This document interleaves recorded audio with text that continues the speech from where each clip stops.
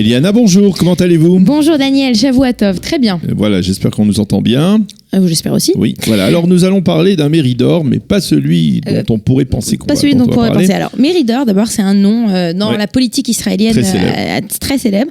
Et en fait, j'ai découvert ce matin, entre autres, que ce nom a été un nom qui avait été pris par les supporters de Jabotinsky pour la simple raison qu'un des livres que Jabotinsky a écrit, c'était les frères Méridor et Rémidor. Alors, on peut essayer de s'imaginer quelle était cette histoire, mais en fait, de nombreuses personnes qui soutenaient Jabotinsky ont ensuite repris des noms en rapport avec les livres qu'il a écrits. Un autre exemple, je le lance là comme ça, c'est le prénom Carmi.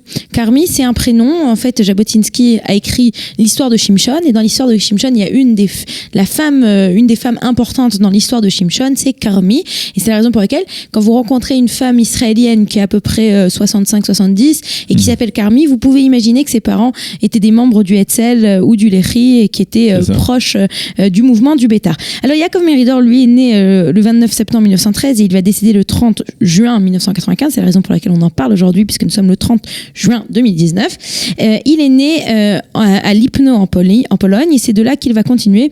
Il va étudier dans le gymnase Moria de Wolfstock, et ensuite, dans les années 30, eh bien, il va participer, il va joindre le Bétar, et c'est de là donc qu'il va hébraïser son nom en Méridor. En 1932, il fait son alia et il va participer au Hetzel, où il va recevoir comme nom Ben Hanor, et c'est sous ce nom qu'il va faire énormément d'actions pour le Hetzel, et en particulier, il va faire partie de ce groupe qui va être envoyé en Irak pendant la Seconde Guerre mondiale. Donc ils sont à ce moment-là en train d'aider les Britanniques, et il part avec le célèbre Mefaked, le commandant du Hetzel, David Raziel, qui va d'ailleurs mourir durant cette opération, Et c'est à partir de ce moment, donc à partir de mai 1941, que, étant donné que David Raziel est mort, c'est lui, Yaakov Méridor, qui va prendre la direction du Hetzel, et qui va faire les grandes actions, qui va diriger le Hetzel jusqu'en 1943. Et en 1943, il va donner la direction à Menachem Begin.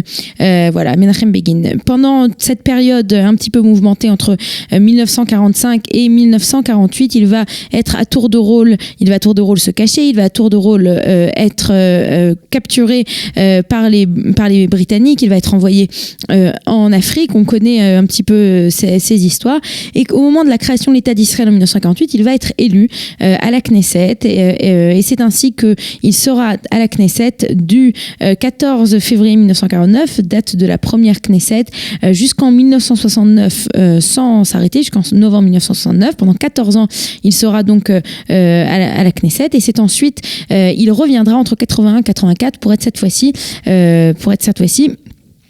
le ministre de l'économie. Alors pour le ministre de l'économie, quand ce matin, Daniel, je vous ai dit que j'allais parler de lui aujourd'hui, vous avez tout de suite réagi en disant: est-ce que vous allez parler de l'ampoule ? Alors on va raconter l'histoire de l'ampoule, qui est quand même une histoire importante.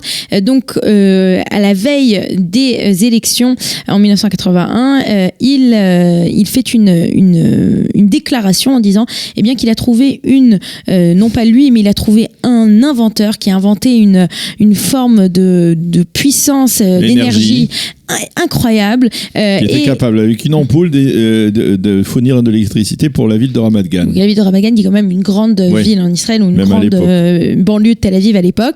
Donc il y en a beaucoup, beaucoup parlé, jusqu'au jour où on s'est rendu compte qu'en fait, c'était ce qu'on appellerait aujourd'hui des fake news, que cet inventeur existait, mais qu'au contraire, il vendait des produits qui n'existaient pas.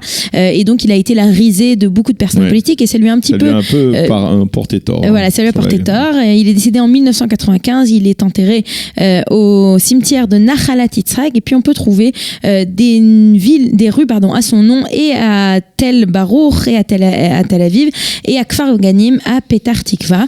C'est donc de Yaakov Méridor dont je voulais vous parler aujourd'hui sur Studio Kalita. Merci beaucoup, Eliana, pour cette chronique.